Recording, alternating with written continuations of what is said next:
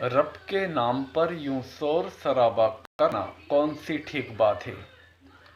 तुम्हें शब्दों में ही रब को याद करना है तो तुम तन्हा तन्हाई अपने घर में उसे क्यों याद करते नहीं। अपने जबान से भी शब्दों में भी आपको परमात्मा का जिक्र करना है तो ध्यान रहे उस तुम्हारी आवाज़ से किसी को दिक्कत हो, ये भी रब को भाता नहीं।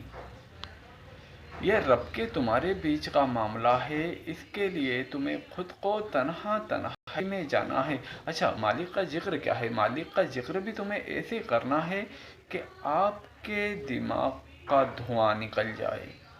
ये नहीं कि पूरी तरह आप अपने आप को बचाए रखा है और मालिक का जिक्र कर रहे हैं। अब यहाँ हम ध्यान की कुछ बातें बताएंगे। ध्यान पूरी तरह शरीर को झोंक देने का नाम है और मालिक का जिक्र यदि आप जबान से करते हैं तो वो भी पूरी तरह उसमें डूब जाएं, आप पूरी तरह डूब जाएं, ऐसा आपके दिमाग की नसें ही टूट जाएंगी। ये इबादत, ये बंदगी रब को भाती है। इससे तुमने अपने आप को बचा रखा।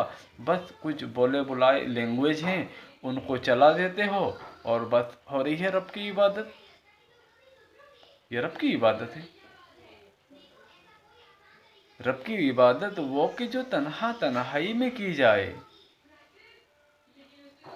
भाई तन्हा तन्हाई में जाके उसको खोजा जाता है। रब तन्हा, और रब को तुम्हारी तन्हाई पसंद आती है। तुम तन्हा तन्हा रब को जान सकते हो। पहली बात है कि रब खुद तन्हा।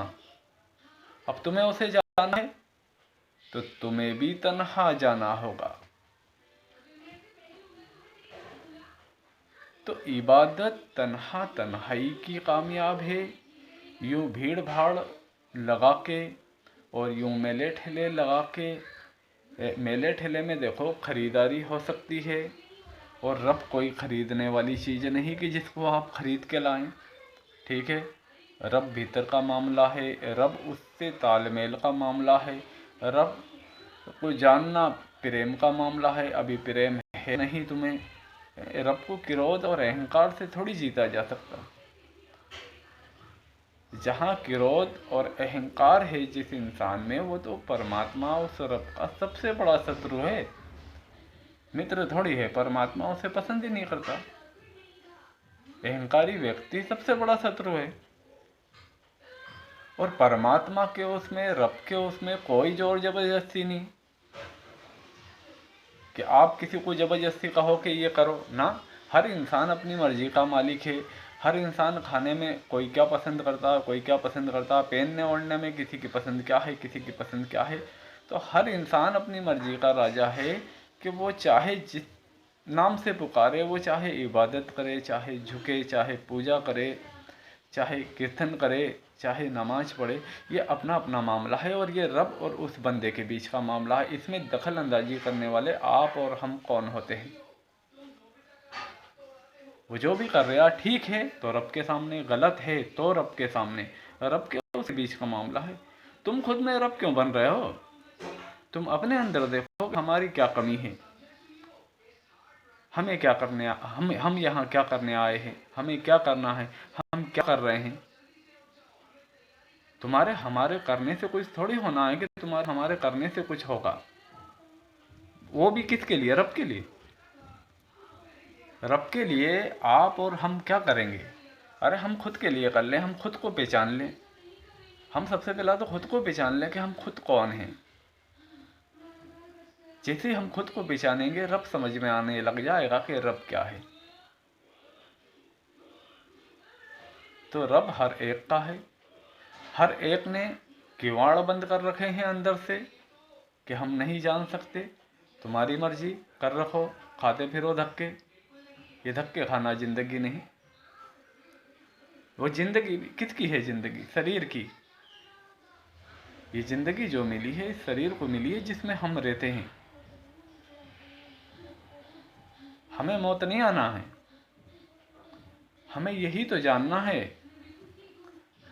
हम फना नहीं हैं, हमारा शरीर फना है, हम बका हैं। तो हमें इस शरीर में रहते हुए इस बात को जानना होगा।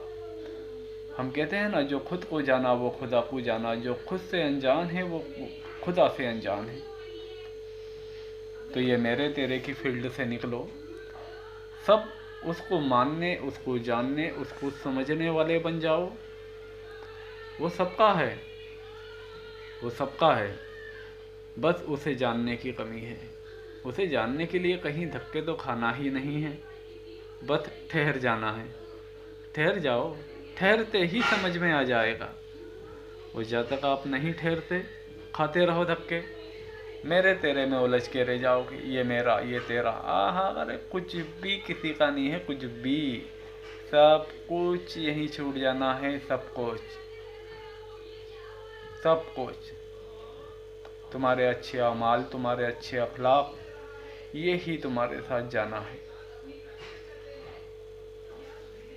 उम्मीद करता हूँ मेरी बात समझ में आई हो।